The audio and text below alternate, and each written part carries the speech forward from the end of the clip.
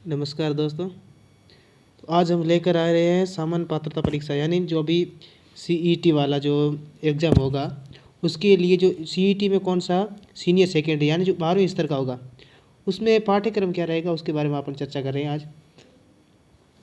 उसके बारे में क्या कितने पेपर आएगा, उसमें से कुल कितने परसेंट होंगे, 150% होंगे। कितने परसेंट होंगे उसमें, कुल 150% होंगे। उसमें जो परसेंट होंगे वो 1% 2 नंबर का होगा। कितने नंबर का, 2 नंबर का। तो 150 के 300 नंबर हो जाएंगे। और इसमें अपने को 3 घंटे का टाइम दिया जाएगा। कितने घंटे का, 3 घंटे का टाइम दिया जाएगा।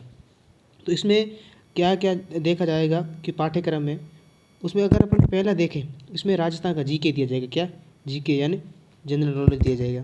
तो इसमें एक तो अपने प्राचीन सभ्यता है, सभ्यता में भी कालीबंगा, आहड़, गणेश्वर, बालाथल, बेरठ आदि ये सभ्यता दी जाएगी। और दूसरा राजस्थान की घटनाएं, उसमें कौन कौन सी, प्रमुख राजवंश। और यहाँ पर राजवंश दिया हुआ है, यहाँ पर किसी इस प्रमुख राजवंश का नाम नहीं बताया। तो इसमें मुख्यतः आप देख रहे हैं, एक तो गुइल, एक मारवाड़ के राठौड़, एक बीकानेर के राठौड़ और एक चौहान। ये आप देख लोगे तो इसमें इसके ये 3-4 इस वंश में से आएगा। और इसमें से कोटा के जो हाड़ा चौहान है उनके बारे में भी आ सकता है।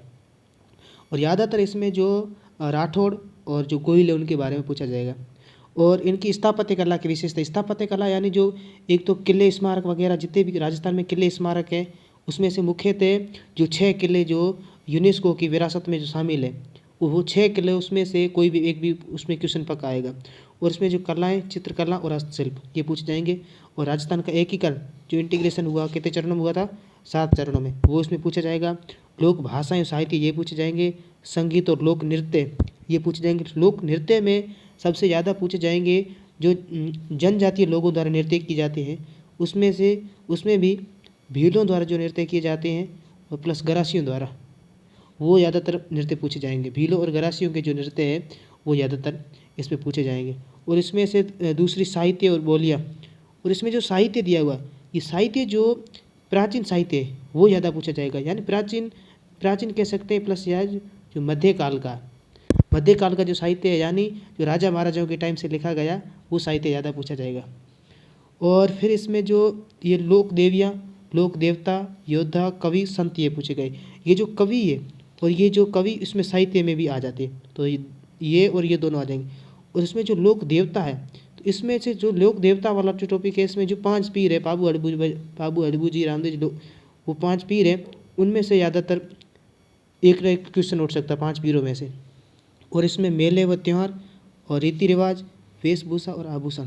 और ये वेशभूषा है, इसमें से वेशभूषा में जो खास तौर पर जो जो महिलाओं के जो भी वेशभूषा है महिलाओं की, और प्लस जो जनजातियों की, आदिवासियों की है, वो आदिवासियों की ज़्यादातर पूछी जा सकती है।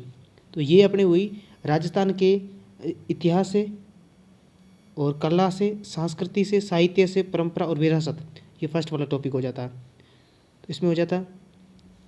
फिर इसमें आता है अगला टॉपिक अपना आता है, इसमें राजस्थान के भूगोल पूछा जाता है। जो राजस्थान का नॉर्मल भूगोल है उसमें पर्वत, पठार, मैदान आदि क्षेत्र, नदियाँ, बांध, झीलें, सागर, वन्य जीव अभ्यारण्य वगैरह ये पूछे जाएंगे। और इसमें जो दूसरा है भौतिक स्वरूप ये पूछे जाएंगे। इसमें भी ये जलवायु दशाएँ, वनस्पति है, मृदाएँ। मृदाएँ इसमें राजस्थान में मुख्यतः 2 प्रकार के वर्गीकरण किया जाता है। एक जो यूएसए वाली है ना, मृदा वैज्ञानिक वाले, एक उसमें ज़्यादातर पूछे जाएंगे। जिसमें एंटीसोल, वर्टिसोल, इंसेप्टिसोल वो ज़्यादातर पूछे जाते हैं। और फिर आता है बांध, झीलें वगैरह ये पूछी जाती है। राजस्थान के प्राकृतिक संसाधन, खनिज संपदा, ये जो खनिज संपदा है ये हमेशा ये आपको उसमें पढ़ने पड़ेंगे। जो इकोनॉमिक सर्वे है, जो आर्थिक समीक्षा है, उसमें से जो आर्थिक संपदा वाला ये टॉपिक उसमें आएगा। पशु संपदा भी उसमें पूछे जाएंगे। और वन्य जीव अभ्यारण्य संरक्षण, जनसंख्या वृद्धि वाले ये पूछे जाएंगे। प्रमुख जनजातियाँ, ये टॉपिक इसमें से कोई न कोई एक आधा क्वेश्चन इसमें 100% आएगा। फिर आता है राजस्थान में भारतीय राज्य व्यवस्था। राजस्थान पर विशेष बल के साथ, यहाँ पर क्या हुआ, राजस्थान पर विशेष बल यानी मुख्यतः इसमें राजस्थान की जो राज्य व्यवस्था है यानी जो गवर्नर है, सीएम है, और जो उनकी जो सीएम की काउंसिल है उनसे ज़्यादातर क्वेश्चन पूछे जाएंगे। उसमें भी इसमें दिया हुआ भारतीय संविधान की प्रकृति, प्रस्तावना, इसमें जो ये मौलिक अधिकार दिए हुए, मौलिक अधिकार में ज़्यादातर क्वेश्चन पूछे जाएंगे।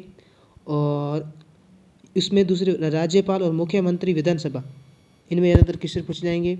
हाई कोर्ट, राजस्थान लोक सेवा आयोग RPSC और राज्य निर्वाचन आयोग। ये जो राजस्थान लोक सेवा आयोग, राज्य निर्वाचन आयोग, राज्य सूचना आयोग, राज्य मानवाधिकार आयोग और राज्य मुख्य सचिव, इनके बारे में जो करंटली क्या चल रहा है, यानी इनका जो वर्तमान चेयरमैन कौन है, एक तो इनका एक चेयरमैन कौन है, और इनकी जो स्थापना दिवस है, यानी इनकी स्थापना कब हुई थी, वो स्थापना भी इनके बारे में पूछी जा सकती है। तो ये हुई। और फिर इसमें राजस्थान की राज्य व्यवस्था भी आ गई। इसमें मुख्यतः राजस्थान पर विशेष बल दिया गया, यानी इंडियन पॉलिटिक्स से राजस्थान में विशेष जो कॉन्स्टिट्यूशन है उसमें विशेष बल दिया गया है। और फिर आता है इसमें राजस्थान की अर्थव्यवस्था।